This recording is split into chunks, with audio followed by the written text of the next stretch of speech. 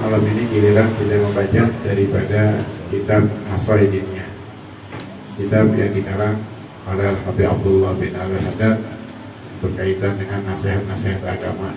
Masya Allah, dari awal kita lihat di dalam manaqib beliau Habib Abdullah bin Al-Haddad begitu luas ilmu beliau. Kita tidak bisa tahu seberapa luas ilmu beliau kecuali kita baca kitab-kitabnya.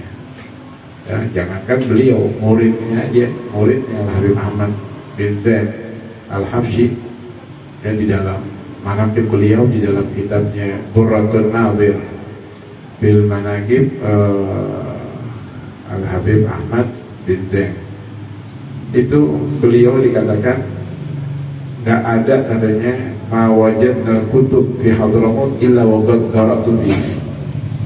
Agak ada kitab-kitab yang ada di Hadramut kecuali yang udah baca. Baca doang apa gimana kayak kita? Kita baca judul-judulnya doang, kita baca. Kitab ini judulnya begini. Tadi tanya, oh ini pengarang si ulang, oh masya Allah, betul baca judulnya doang baca. Bahkan dia mengatakan, ugat dorok tu aksar min mi'ah kitab.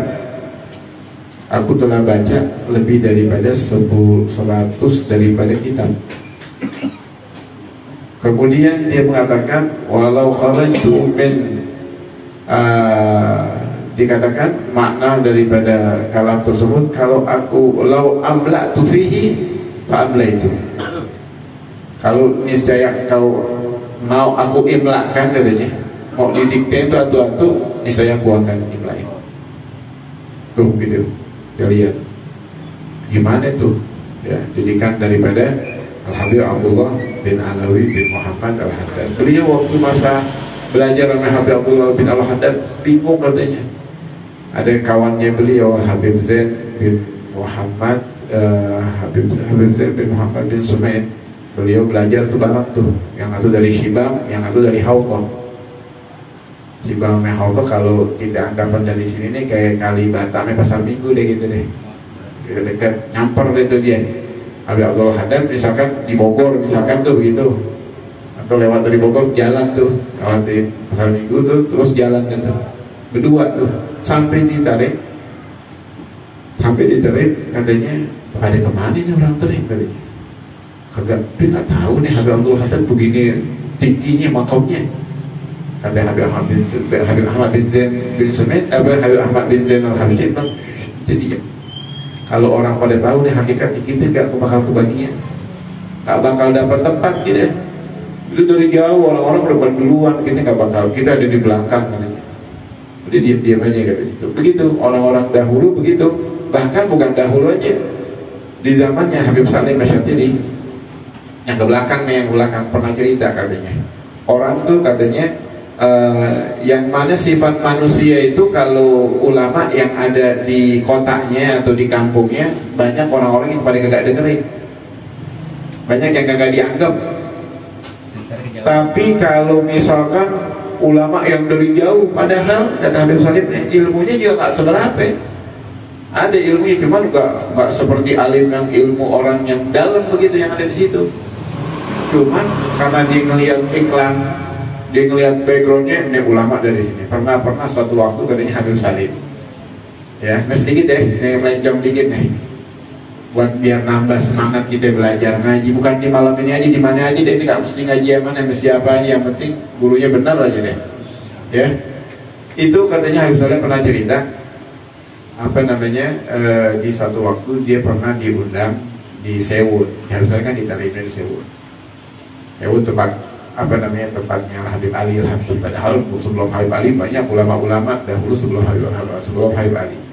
Yang kita ma'ruf ini, kita kenalnya ini kampungnya Habib Ali Simtuturan tuh, pengarang Maulid Simtuturan. Di situ Habib Salim diundang di ada acara muhadharat atau ceramah agama dah kalau kita sekarang nih. Ceramah agama akan dihadiri oleh ulama Madinah. Habib Salim kebetulan dulu dia 6 bulan di Madinah, 6 bulan di Hadramut, 6 bulan di mana, 6 bulan di train, begitu, 6 bulan. Kan nggak bohong tuh, orang bilang iklannya akan dihadiri oleh ulama Madinah. Habib Salim datang di situ. Habib Salim lihat mana ulama Madinah yang mana, nggak taunya orang-orang pertunjukan panitianya nunjukin Habib Salim nih maksudnya, biar orang pada datang yang banyak begitu. Ya kalau nggak begitu kata Habib Salim nggak banyak yang datang. Ya biasa, udah ceramahnya sering kita dengar, udah begitu-gitu aja ya. Nah kita jadi jangan bosan kita ngaji di mana aja ya, ada pengajian kita hadir di situ, jangan pilih-pilih, yang penting sejalan satu jalur daripada gurunya yang bersanadkan kepada nyambung kepada Rasulullah SAW. Ini kitab Nasihaddiniyah, masya Allah begitu luasnya nih kitab. Bahkan Habib Alwi bin Abdullah bin Syahab beliau mengatakan kalau Imam Ghazali akan, misalkan Imam Ghazali hidup di zaman yang Habib Abdullah bin Haddad, bakalan belajar dengan Habib Abdullah Haddad. Begitu luas daripada ilmunya, sampai-sampai beliau itu udah masuk daripada derajat mujtahid. Mujtahid itu nggak pakai taklid lagi. Taklid gimana taklid? Nggak pakai ngambil daripada mazhab Imam Syafi'i, dia punya apa namanya, udah bisa berijtihad mengeluarkan daripada ayat-ayat Allah Subhanahu wa taala dan hadis-hadis Rasulullah sallallahu alaihi wasallam dengan sebab turunnya dan sebab diturunkan daripada ayat-ayat tersebut. Dan dikajulukan daripada apa kalimat Abdul Haddad termasuk daripada mujtahid. Tapi pernah di satu waktu katanya Abdul Haddad lagi haji. Ya, lagi haji pada tahun berapa? Cuman haji 1079 Abdul Haddad. Tatkala di sekarang ini kitab 1079 Hijriah, beliau berangkat haji, sampai di sana ditanya, ya ulama sono mau nanya nih, Abdul Haddad mazhabnya apaan? Mazhab itu apaan gitu.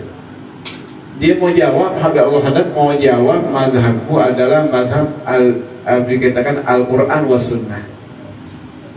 Kenapa? Karena seorang mujtahid nggak boleh dia apa namanya mentaklid dengan mazhab. Cuman di situ banyak orang-orang yang dikhawatirkan sama Abdul Haddad mengingkari akan keilmuan Habib Abdul Haddad. Belum tahu nih, ya buta Abdul Haddad secara zahirnya buta, mau ngaku-ngaku mujtahid. Lalu sampai orang gila itu, hasil dia jawabnya mazhabku mazhab Syafi'i.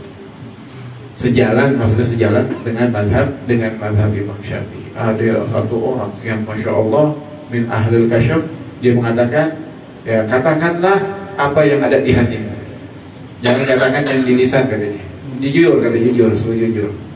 Kau mengatakan mazhabmu adalah mazhab yang ada di dalam Al-Quran, di dalam hadis.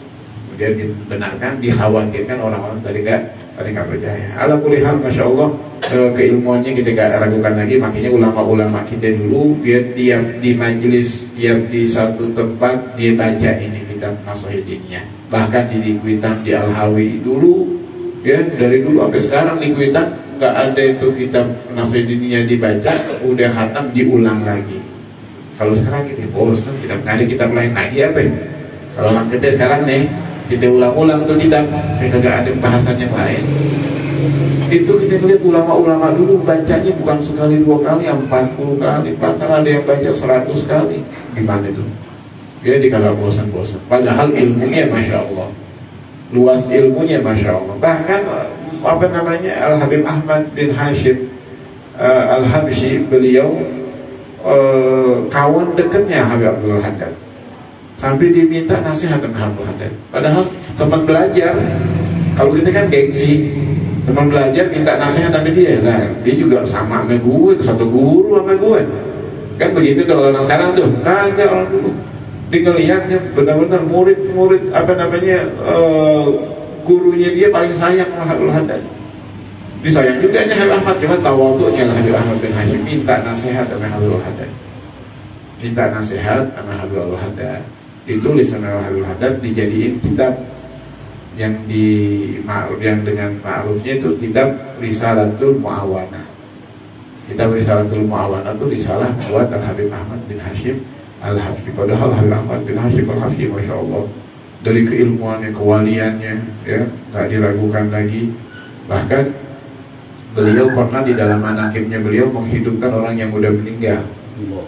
Habib Ahmad bin Hashim, ya itu nasihat bukan buat dia, sebetulnya buat kita yang pantas. Tentang apa di dalamnya? Di dalam wa alaika bi muhafadzati shalawatil khams. ya atasmu untuk jaga sholat 5 waktu. Dah sholat 5 waktu buat dia, nggak bakal ninggalin dia buat kita ini maksudnya. Ya cuman istilahnya dia nggak pantas banget buat dia nasihatin nanti jangan sampai tinggal sholat 5 waktu ya. Temannya padahal yaitu nasihat beliau mengatakan itu sebetulnya buat orang-orang yang datang setelahnya. Ya mudah-mudahan ya kita baca kitab Nasaidinia ini kita bisa ngamalin ya, kita bisa amalin apa yang disebutkan dinasihatkan oleh Habib Abdullah Haddad di dalam kitabnya Nasaidinia dan kitab-kitab lainnya.